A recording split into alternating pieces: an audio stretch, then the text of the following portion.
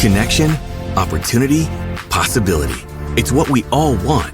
Spectrum has built a world where anything is possible, with products and services designed to work better together for a seamless connectivity experience.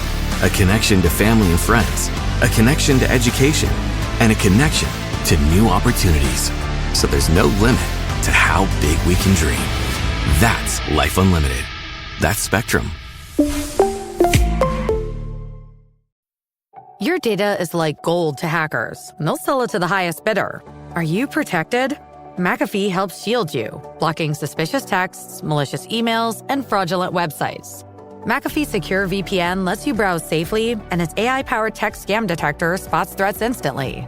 You'll also get up to $2 million of award-winning antivirus and identity theft protection, all for just $39.99 for your first year. Visit McAfee.com. Cancel anytime. Terms apply. Welcome back to the Deep Dive. Today, we're diving into something many successful CEOs think about. Getting on a U.S. company board. Let's say you're 51, you've got a great track record leading startups, and now you want that board seat. What's the plan? We've got some great resources today. Articles on landing board roles, a panel discussion with some real board experts, and even advice from a board recruiter. It's interesting because the path isn't always clear. It's not as simple as just hitting a certain age or even having that CEO title. Yeah, that makes sense. So first things first, what does the landscape even look like? I read one article that said only about 3,000 public company board seats open up every year. And even fewer for private companies. Wow. Bolster, this company that connects CEOs with executive talent, they estimate it's only like 2,000 to 3,000 private company board seats each year. On top of that, you've got the average board member sticking around for 10 years at public companies, so these spots are really sought after. So this is a long game, though. No quick wins here. Definitely not. You need a strategic approach. Think 3 to 5 years out, maybe even more. Okay, so no rushing into this. So how does someone even start to stand out? With all this competition. You've got to think of it like building a product. Like, what's your value proposition? What makes you special? What can you offer that a board can't just, hire someone else for? I get it. Don't just say, I was a CEO. You need to be more specific. Exactly. There was this guy, Matt, from Bolster, who explained it really well. He talked about 4 main areas: industry experience, functional expertise, customer set experience, and stage experience. Okay, break that down for me. So it's about proving you've got deep knowledge in certain industries, that you're a master in a specific area like finance or marketing, that you understand different types of customers, and that you've worked with companies at different stages of growth. That helps a lot. Are there any must-have skills or qualifications that boards always seem to be looking for? Financial expertise. It's huge, especially for public companies. The SEC, they have rules about who can be a financial expert on these audit committees, and boards need people who fit that description. So even if our listener isn't a CFO, they've got to show they know their way around finance, right? What would that look like for a CEO who doesn't come from a finance background? Well, they'd need to show experience with things like analyzing financial statements, understanding those complex financial deals, maybe even advising companies on their financial strategies. Basically, you need to be comfortable digging into the numbers and understanding what they mean. Got it. So what about board experience itself? Seems like you need it to get it. How do you get that experience if no one's giving you a chance? That's where you have to be smart about it. Think about skills you've already got that could apply. Have you been on any nonprofit boards, school boards, even community groups? Those show you're comfortable with having oversight and that you understand how boards work. So it's not about the specific title, but what you actually did in those roles. Exactly. And these days, advisory roles are like gold, especially in tech and venture capital.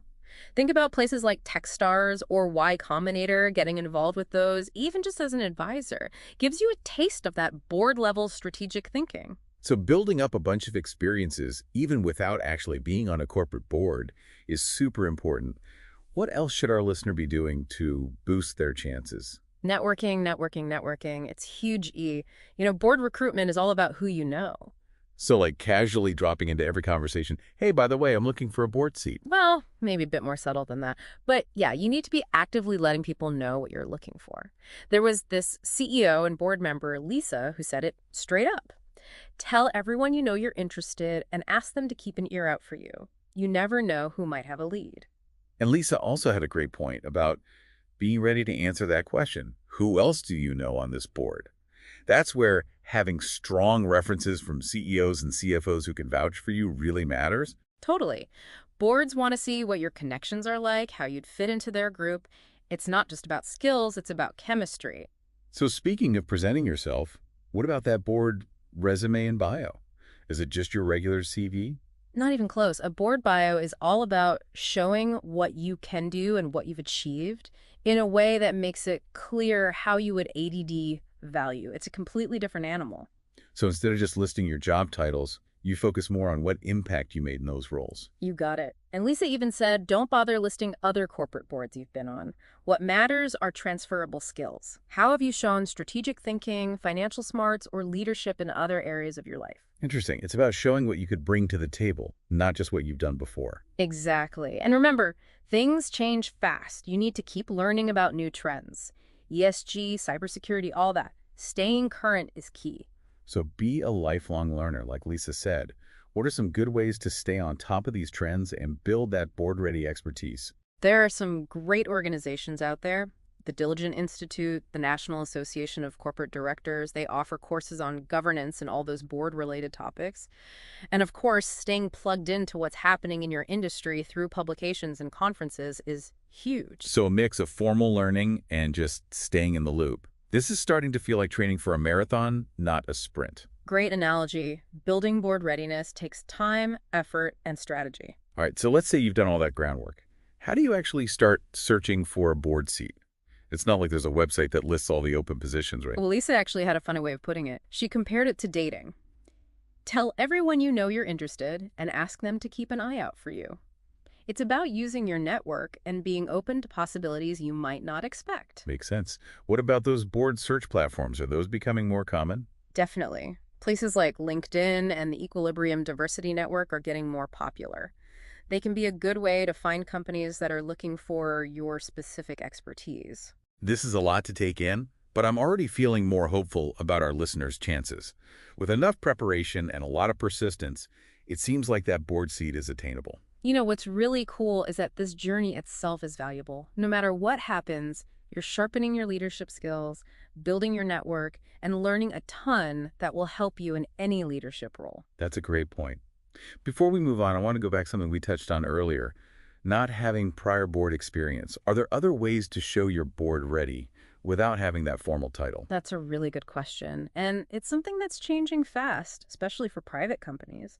Matt from Bolster, he made a big point about how companies are starting to value different kinds of experiences and skills, things you might not find in someone with a traditional board background. So it's not just about checking a box, but showing you've got the skills and experience to think strategically, provide oversight, and contribute at that board level. Can you give us some examples? Sure. Serving on nonprofit boards, like we talked about. That's a great way to get experience working within that board structure, understanding your responsibilities, and being part of strategic discussions. It's showing you can walk the walk, not just talk the talk. Right, and those experiences often directly relate to the issues companies face. What about those advisory roles we mentioned? How can those help signal board readiness? Advisory roles, especially in the tech and VC world where things move so fast, are another great way to show you can engage with companies strategically, offer advice on growth and scaling, and maybe even get to sit in on board meetings. Like a behind-the-scenes look at how boards work and what they value. Precisely. And as Matt pointed out, being involved in those accelerator programs like TechStars and Y Combinator can be a fantastic way to connect with startups, offer your expertise as a mentor, and maybe even land in an advisory role that could eventually lead to a board seat. It's all about making connections and showing your value in a real way. That sounds like a great way to build your experience while also helping out the startup ecosystem. Win-win. Absolutely. And let's not forget about continually developing yourself professionally, staying up to date on industry trends, understanding those evolving governance practices, and maybe even going for certifications like the ones NACD offers those things. Really show you're dedicated to continuous learning. You're not just resting on your laurels. You're actively investing in your knowledge and skills to stay ahead of the game. It shows you're not just relying on what you've done in the past, but actively preparing for what's next. Right. And that brings us back to creating that awesome board bio and resume we talked about. It's about shifting your mindset. You're not just applying for a job, you're presenting yourself as a board candidate. How can you highlight your experience in a way that grabs their attention and makes them see you as someone who would be a valuable asset? Lisa, really stress telling a compelling story about your expertise and impact, not just listing job titles. Any specific examples of how our listener could do that? Well, our listener has this great background in startups, which is really valuable to boards, especially for companies that are growing quickly. They could focus on their experience building and scaling businesses, dealing with rapid growth, and making those tough decisions when the pressure's on. Those are all things boards are definitely looking for, especially in today's world. And if they've got expertise in a specific area like finance, technology, or marketing, they should absolutely highlight those skills and talk about how they could contribute to the board's discussions and decisions. So showing that you're not just a generalist, but someone who can bring specific knowledge and valuable insights to the table. And don't underestimate those soft skills. Boards want people who are collaborative, good communicators, and can work well as part of a team. So highlighting your experience working with different kinds of people, finding consensus, and navigating those tricky situations is key. It's about showing that you're not just a subject matter expert, but also a great communicator and a team player who can help create a positive and productive atmosphere in the boardroom. Exactly. And remember what Lisa said. Don't worry about not having corporate board experience on your bio. Focus on those transferable skills. Talk about your experience working with other types of boards, and let your passion for the company and its mission shine through.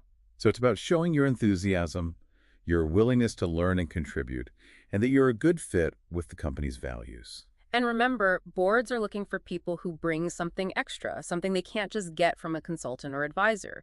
So showcase what makes you unique, your strategic thinking, and your commitment to good governance. It's not just a list of your past roles and responsibilities. It's about showing what makes you stand out, what unique skills and experiences you have, and how you can help a board succeed. Absolutely. And don't forget the power of telling a good story. You want to create a narrative that captures who you are, what you've done, and how your experience translates to contributing at the board level. Make it personal, engaging, and memorable. Let them see the passion and drive behind your desire to serve on a board. Now, before we move on to talking about the interview process itself, I want to circle back to something we mentioned earlier, financial expertise. We talked about how the SEC has rules for who can be a financial expert on those audit committees for public companies. How can someone who isn't a CFO show they have the financial skills and make themselves a stronger candidate? I can say to my new Samsung Galaxy S25 Ultra, hey, find a keto-friendly restaurant nearby and text it to Beth and Steve. And it does without me lifting a finger, so I can get in more squats anywhere I can. 1, 2, 3. Will that be cash or credit? Credit. 4. Galaxy S25 Ultra, the AI companion that does the heavy lifting so you can do you. Get yours at Samsung.com. Compatible with select apps. Requires Google Gemini account. Results may vary based on input. Check responses for accuracy. Imagine what's possible when learning doesn't get in the way of life. At Capella University, our game-changing FlexPath learning format lets you set your own deadlines so you can learn at a time and pace that works for you. It's an education you can tailor to your schedule. That means you don't have to put your life on hold to pursue your professional goals. Instead, enjoy learning your way and earn your degree without missing a beat. A different future is closer than you think with Capella University. Learn more at capella.edu. That's a great question. It might seem like a barrier if you don't have that CFO title, but it's not impossible. It's all about showcasing the experiences and skills you have that prove you're financially savvy and can handle those board-level financial discussions. So what would that look like? What kind of experience should they highlight? Well, if they've been involved in things like raising capital, managing budgets, or analyzing financial statements, those are all great things to highlight. Even if they've just advised companies on financial matters, formally or informally, that can show they have that financial know-how. It's about proving you understand how finance works, that you can make sense of financial information, and that you can contribute to discussions about financial strategy and risk. Exactly. And remember, boards are looking for people who can ask insightful questions, challenge assumptions, and provide independent oversight of financial reporting. So highlight your critical thinking skills and your ability to really dive into the financial data. It's not just about crunching numbers, it's about understanding the bigger picture of how financial decisions impact the company. Okay, so even without a finance background, you can still demonstrate that you're financially literate. Now, let's shift gears a bit and talk about the whole world of board dynamics and culture. What should our listener know about how boards operate, the different roles and responsibilities, and the importance of finding the right fit? That's a great question. It's not just about getting a seat at the table. It's about finding a board where you can truly thrive, where you can use your expertise, and where you can make a real difference. So how can our listener figure out the dynamics of a particular board and decide if it's a good fit for them? Well, it's important to remember that boards are like any other team. They have their own personalities, their own ways of interacting, and their own ways of getting things done. You need to understand those dynamics and find a board that matches your values, your communication style, and your work ethic. Lisa really emphasized asking the right questions during the interview process to get a feel for the board's culture, their decision-making style, and how they communicate. That makes sense. But what kind of questions should our listener be asking to get those insights? Lisa had some great suggestions. One was, who else do you know on the board? That can give you a sense of the relationships that already exist and whether there's a good vibe among the board members. Is it a collaborative and supportive environment, or is it more formal and hierarchical? That's a clever way to get a glimpse into the board's social dynamics. What other questions can help our listener assess the board's culture and whether it's the right fit? Another good one is, how do you handle board evaluations and feedback? That can tell you a lot about whether they're committed to continuous improvement and whether they're open to honest conversations. Are they open to constructive criticism, or are they more about maintaining the status quo? It also shows that you're interested in contributing to a culture of transparency and accountability, which are so important for effective board governance. Exactly. And don't be afraid to ask about their approach to diversity and inclusion. That's a crucial aspect of board culture, and it's important to understand how committed they are to creating a diverse and inclusive boardroom. Do they walk the walk, or is it just lip service? Right. It's about finding a board that truly values diverse perspectives, embraces different backgrounds and experiences, and is actively working to create a more equitable and inclusive environment. And lastly, don't be shy about asking about the board's overall goals and priorities. That helps you understand their strategic vision and whether your expertise fits with their key focus areas. It's about ensuring that you're joining a board that's working on things you're passionate about, that challenges you intellectually, and that aligns with your professional goals. It's about finding that sweet spot where your expertise and your passion intersect with the board's needs and aspirations. Absolutely. And remember, the interview process is a two-way street. You're evaluating them just as much as they're evaluating you. It's about finding that perfect match where both sides feel excited about the opportunity. Okay, so we've talked about building board readiness and assessing board culture. Now let's dive into the actual interview process itself. What can our listener do to prepare effectively, showcase their qualifications, and make a great impression? That's a great question. It's important to remember that board interviews are often different from regular job interviews. They tend to be more conversational, focusing on whether you're a good fit with the board's culture and dynamics, and how well you can contribute to those strategic discussions. So how should our listener approach these interviews differently? What kind of mindset shift is needed? It's less about selling yourself and more about showcasing your ability to collaborate, think strategically, and engage in meaningful conversations. You want to demonstrate that you're not just a subject matter expert, but also a valuable contributor who can add to the board's discussions and decision-making. So it's more about being a thought partner than just a job candidate. Exactly. And just like with any important meeting, preparation is key. Lisa stressed how important it is to research the company thoroughly, understand its industry, and be ready to talk about its challenges and opportunities. Makes sense. But where should our listener go to get that deep knowledge?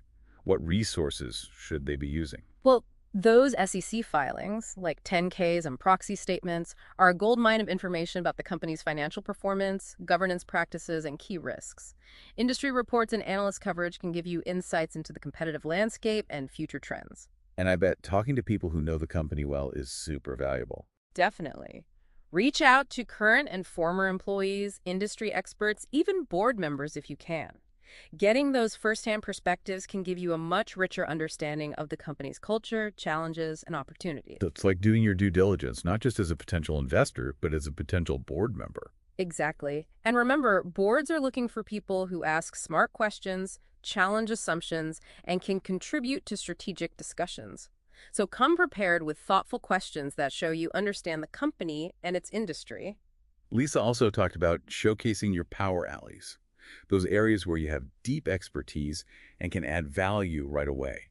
How can our listener effectively highlight those strengths during the interview? That's a great point. It's about figuring out where your expertise overlaps with the company's needs and showing how you can contribute from day one. So for our listener, with their background in startups, that might be highlighting their experience building and scaling businesses, navigating rapid growth, or making tough decisions under pressure. Exactly. And if they have expertise in a particular industry or function, they should definitely highlight those skills and talk about how they could contribute to the board's discussions and decisions in those areas. It's about showing that you're not just a generalist, but someone who can provide informed perspectives and offer valuable insights based on your specialized knowledge and experience. Right. And remember, soft skills are just as important as hard skills in the boardroom. Highlight your experience working with diverse groups, building consensus, and navigating complex situations. It's about showing that you're not just a subject matter expert, but also a skilled communicator and team player who can contribute to a positive and productive boardroom dynamic. Which brings us to another important topic, compensation. How should our listener approach this sensitive subject during the interview process? And what are some reasonable expectations for board compensation? That's a great question. And it's important to remember that board compensation can vary a lot depending on the company's size, its industry, its stage of growth, and the specific responsibilities of the board. So doing your research is key. Absolutely. Research industry benchmarks and get a sense of what's considered reasonable compensation for similar board positions. There are resources online and through organizations like the NACD that can provide this information. And I imagine it's also helpful to talk with the recruiter or nominating committee about the company's philosophy and structure for board compensation. Definitely. That shows you're interested in transparency and have realistic expectations. When it comes to actually discussing compensation during the interview, it's generally best to let the company take the lead. They'll probably bring it up at some point, and you can express your interest in being compensated fairly for your time and expertise. So it's about finding that balance between showing your worth and respecting the process. Exactly. And remember, it's not just about the money. Board service offers a lot of intangible rewards too, the chance to learn from experienced leaders, help a company succeed, and make a real impact. That's so true. It's about finding a board that aligns with your passions, challenges you intellectually, and allows you to use your expertise to make a positive difference. Now, as we wrap up this deep dive into board readiness and the journey to landing that coveted board seat, what are some key takeaways for our listener to keep in mind? That's a great question. We've covered a lot of ground, and it's easy to feel overwhelmed. But remember, it's a journey, not a sprint. Give yourself time to build your network, develop your expertise, and craft a compelling story about what you bring to the table. Right. It's about playing the long game, staying persistent, and continuously learning and growing along the way. Don't underestimate the power of networking and relationships. Tell everyone you know about your board aspirations, attend industry events, and connect with board members and recruiters. It's about being proactive, putting yourself out there, and building those crucial connections that can open doors to opportunities. And remember to craft a compelling board bio and resume that showcases your transferable skills, your accomplishments, and how you can add value to a board. Focus on storytelling and make it personal and engaging. Right. It's about differentiating yourself from the competition, highlighting your unique strengths, and making a lasting impression. And finally, remember that finding the right fit is crucial. Do your research, ask thoughtful questions during the interview process, and make sure the board's culture and values align with your own. It's about finding a board where you can thrive, contribute your expertise, and make a meaningful impact. And remember, board service is an incredible opportunity to learn from experienced leaders, contribute to a company's success, and make a positive difference. It's a journey that requires dedication, persistence, and a genuine passion for making a contribution. So true. And with that in mind, we'll leave our listener with this question. Right. What's one specific action you can take this week to move yourself closer to that boardroom goal? Write it down, put it on your calendar, and make it happen. That board seat might be a long game, but with the right preparation and a healthy dose of persistence, it's absolutely within your reach. We'll be back after a short break to discuss board diversity and the evolving role of technology in the boardroom. I'm looking forward to diving into those topics. Welcome back. Before the break, we were talking about what it takes to land a board seat. I want to switch gears and talk about something that's getting a lot of attention these days, Board diversity. Yeah, it's a really important topic, and it's not just about checking a box or doing the right thing. It's good for business, too. Investors, regulators, even companies themselves are realizing that diverse boards just make better decisions. So it's a win-win. It's the right thing to do, and it's good for the bottom line. Exactly.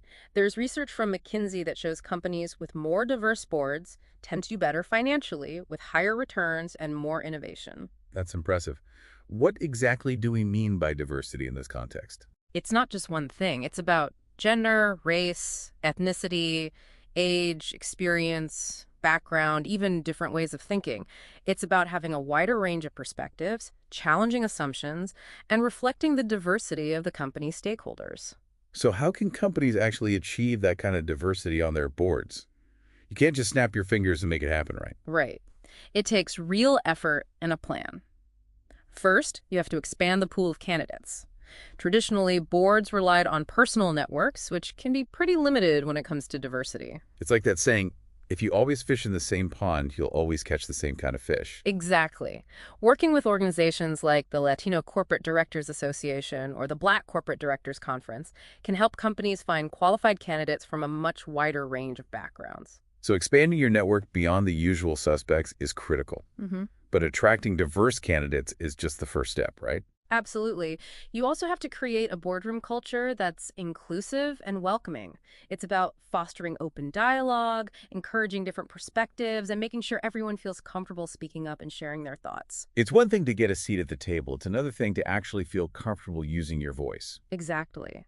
Lisa talked about how important mentoring and sponsoring diverse board members can be. Providing support and guidance helps those individuals really thrive and make meaningful contributions. So it's about creating an environment where everyone feels valued and empowered to share their insights. And another crucial aspect is actually measuring how effective the board is, especially when it comes to diversity and inclusion. So holding boards accountable for making progress on their diversity goals. Exactly. Lisa suggested things like including diversity metrics in board evaluations, tracking progress, figuring out where there might be biases, and making changes as needed. Data-driven decision-making for the win. And it's important to give feedback to each board member, both those from diverse backgrounds and those who aren't, on how they're contributing to diversity and inclusion. It's about recognizing efforts and giving constructive feedback when needed. So it's a holistic approach from recruitment to board culture to ongoing evaluation and improvement. But let's talk about something else that's changing the boardroom. Technology. Absolutely. Technology is making boards more efficient, more transparent, and more responsive, especially in today's fast-paced business world. This is something I'm really interested in. From board portals to virtual meetings, it seems like technology is revolutionizing how boards work. You're right. Lisa from Diligent, she was talking about how board portals are becoming more and more common. They streamline communication, keep sensitive information secure, and make board meetings more efficient overall. So instead of those giant binders and endless emails, everything's organized and accessible online. Exactly. It's like a digital hub for everything related to the board. And with so many people working remotely and having virtual meetings these days, these platforms are essential for seamless collaboration. And it makes things fairer, too, because everyone has equal access to information no matter where they are. But it's not just about portals. Artificial intelligence is starting to make its way into the boardroom, too. AI. That sounds futuristic. How are boards using it? Well, AI can analyze huge amounts of data and provide insights to help boards make strategic decisions. It's like having a superpowered research assistant, you know? It can help identify trends and support data-driven decision-making. Wow, that's amazing. It frees up board members to focus on those high-level discussions and oversight. Are there other technologies making a difference in how boards work? Yeah, blockchain is another one to watch. It can improve transparency and accountability by creating a permanent, secure record of decisions, voting, and all that important stuff. So like a tamper-proof ledger of everything the board does. That sounds like a major step forward for good governance. It definitely has potential. But we have to remember that technology is just a tool. It's not a magic solution. Boards still need to be aware of cybersecurity risks, data privacy issues, and even potential biases that technology can create or amplify. That's an important point. You mentioned biases. Can you say more about that? Sure. For instance, if those AI algorithms are trained on data that already has biases built in, they can actually make those inequalities worse. We have to make sure that technology is being used responsibly with the right safeguards in place and a focus on equity. So it's about being mindful and intentional about how technology is used in the boardroom, making sure it promotes good governance and doesn't make existing problems worse. Now let's get back to something we touched on earlier, board culture and dynamics. It's fundamental. It really sets the tone for how board members interact, how they communicate, and how they make decisions. It feels like we're coming full circle here. We talked about board culture when we were discussing diversity, and now we're back to it in the context of overall governance. That's because it's so important. Lisa really emphasized creating a culture of trust, respect, and open dialogue. That sounds ideal. How can boards actually create that kind of environment? Are there specific things they can do? Absolutely. It starts with having clear expectations for behavior and conduct. A code of conduct can lay out those ethical standards, communication protocols, and even meeting etiquette. So it's about setting boundaries and making sure everyone's on the same page. But it's more than just having rules, right? It's about those genuine connections and building trust. You're right. Creating opportunities for board members to interact informally, social events, dinners, even just casual conversations before or after meetings can really help build camaraderie. It's about giving people the space to get to know each other, which can lead to more open and honest communication. And boards should encourage healthy debate and dissent. It's about creating a space where it's safe to share different viewpoints, where members feel comfortable challenging assumptions and expressing dissenting opinions. So respectful disagreement isn't just tolerated, it's actually encouraged. Exactly. And the person sharing the board plays a huge role here. They set the tone, guide discussions, and make sure everyone feels valued and included. It's like the board chair is the conductor of an orchestra, making sure everyone's playing in harmony even if they're playing different instruments. That's a great way to put it. Now, we've talked about building a positive culture, but what happens when conflict arises? Because, let's be honest, people aren't always going to agree. That's true. How can boards deal with conflict effectively and find resolutions? It's really important to have clear procedures for raising and addressing concerns. This could involve designating a specific board member or committee to handle conflicts or having a formal process for resolving disputes. So having a structured approach helps ensure that things are handled fairly and transparently. Right. And encouraging open and honest communication is key. Creating an environment where people feel safe expressing their concerns and working together to find solutions can really help de-escalate conflicts. It's about focusing on collaboration and finding common ground instead of letting those conflicts fester and damage relationships. Exactly. And sometimes, if the conflict can't be resolved internally, bringing in an outside expert like a mediator or facilitator can be helpful. Having that neutral third party can provide a fresh perspective and help everyone come to an agreement. So it's about having a range of strategies for handling conflict. It's not about avoiding it altogether, but about addressing it constructively and using it as an opportunity to learn and grow. Well said. Now, as we keep going with our deep dive, let's talk about the board's role in overseeing corporate strategy and risk management, which is constantly evolving. It's a critical topic, especially with the business world changing so rapidly and unpredictably. It seems like boards are playing a more active role than ever before in helping companies navigate those choppy waters. Definitely. Boards aren't just rubber stamping management decisions anymore. They're expected to provide real oversight, challenge assumptions, and make sure the company has a solid, sustainable strategy. So they're not just advisors, they're strategic partners. But how can boards really step into that expanded role effectively? What does that look like?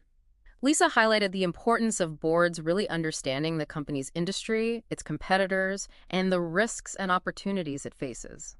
This means going beyond just listening to management presentations. Boards need to have in-depth discussions, ask those probing questions, and really challenge assumptions. So it's about going deeper than the surface and really digging into those strategic issues. Exactly. And sometimes bringing in outside experts, consultants, academics, even former executives from other companies in the same industry can help give the board a broader perspective and help them question their own assumptions. It's like getting a second opinion from someone with a different point of view and a different set of experiences.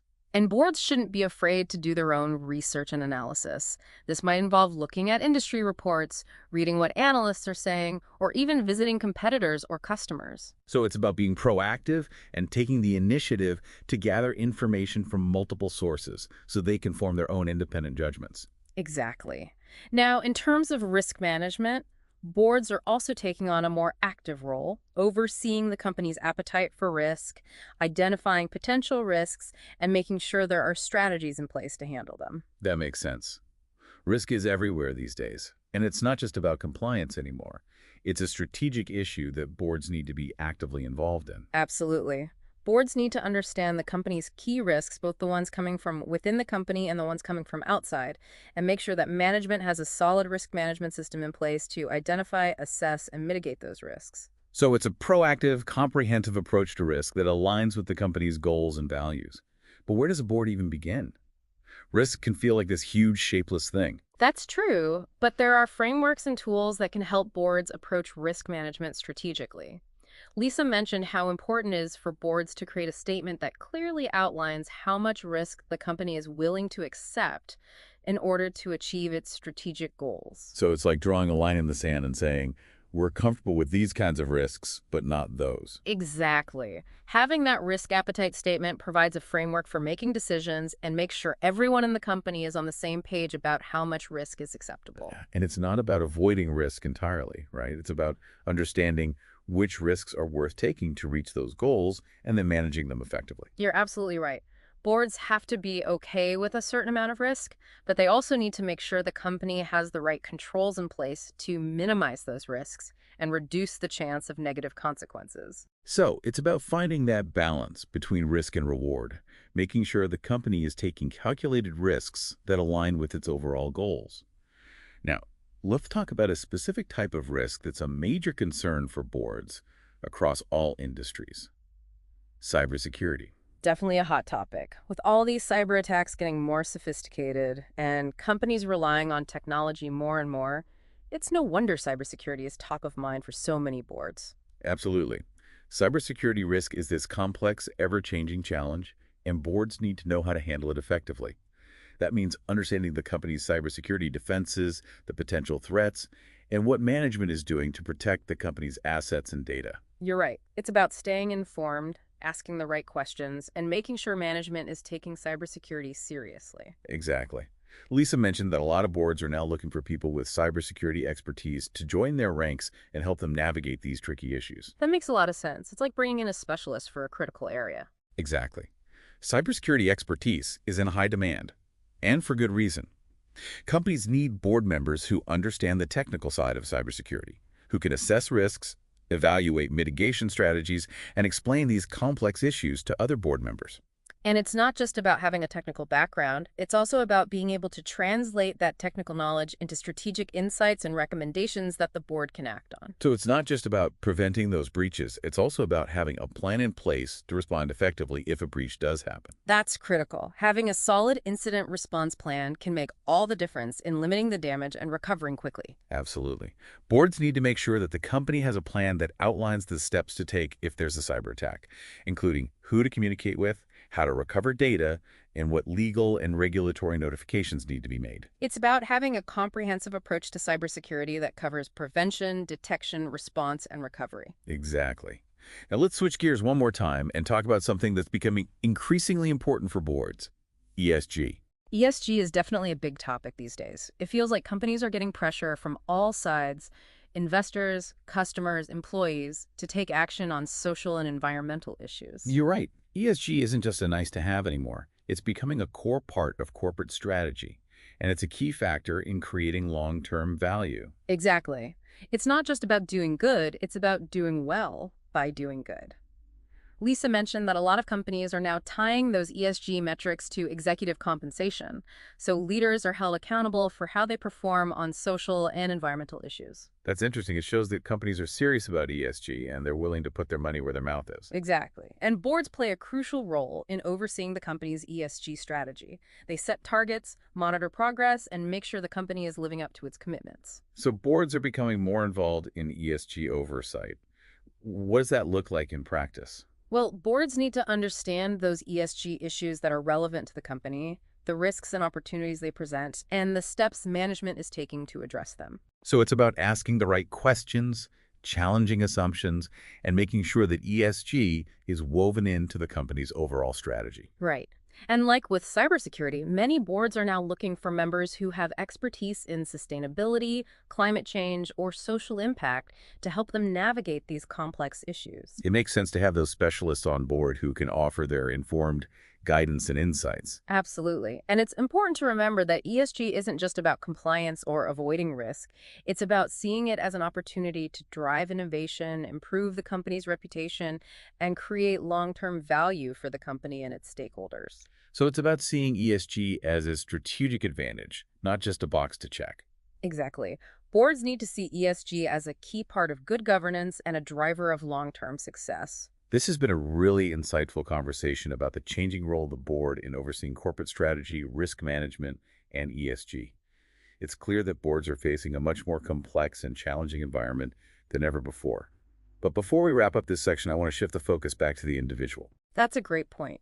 We've been talking about the big picture, but it's important to remember that boards are made up of individuals, and each person brings their unique skills, experiences, and viewpoints to the table. We've covered so much in this deep dive, from understanding how competitive the board landscape is to navigating those complex board dynamics and how the role of boards is changing, and so much more. Yeah, it's been quite a journey. We've talked about those must-do steps, the skills you need to develop, and the mindset that's crucial for succeeding in the boardroom. And we've really highlighted that serving on a board is more than just having that title.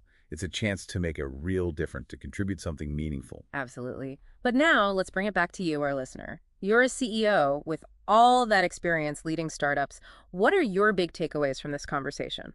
For me, what really stuck out is that being board ready isn't like reaching a finish line. It's an ongoing process. It's all about constantly learning, growing, and evolving as a leader. I love that. It's about having that strategic mindset, being committed to continuous learning and knowing how to work with others and challenge ideas constructively. And it's about taking action, being proactive, and doing what you need to do to get yourself ready and set yourself up for success. Couldn't agree more. Remember what Matt from Bolster said. He emphasized focusing on those 4 key areas: industry experience, functional expertise, customer set experience, and stage experience. Figure out what your strengths are and highlight them. And if there are gaps in your experience, don't be afraid to fill them. Look for those advisory roles. Join nonprofit boards that have strong connections with corporations, or maybe take a course from the Diligent Institute on a relevant governance topic. It's all about showing that you're not just coasting on what you've done in the past, you're actively getting ready for those boardroom challenges. That analogy Lisa used about dating really resonated with me.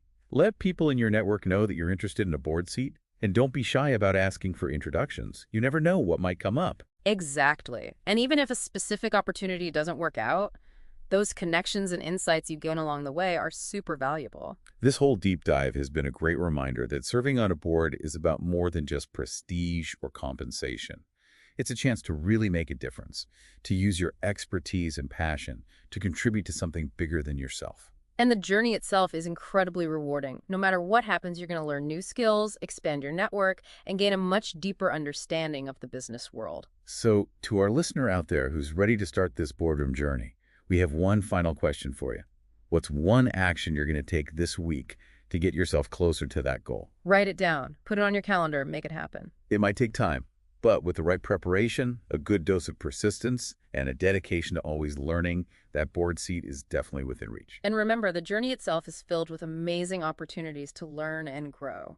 Embrace the challenges, stay curious, and never stop evolving as a leader. Thank you so much for joining us for this deep dive into the world of board governance. We hope you found it informative, insightful, and inspiring. Until next time, keep learning, keep exploring, and keep reaching for those ambitious goals.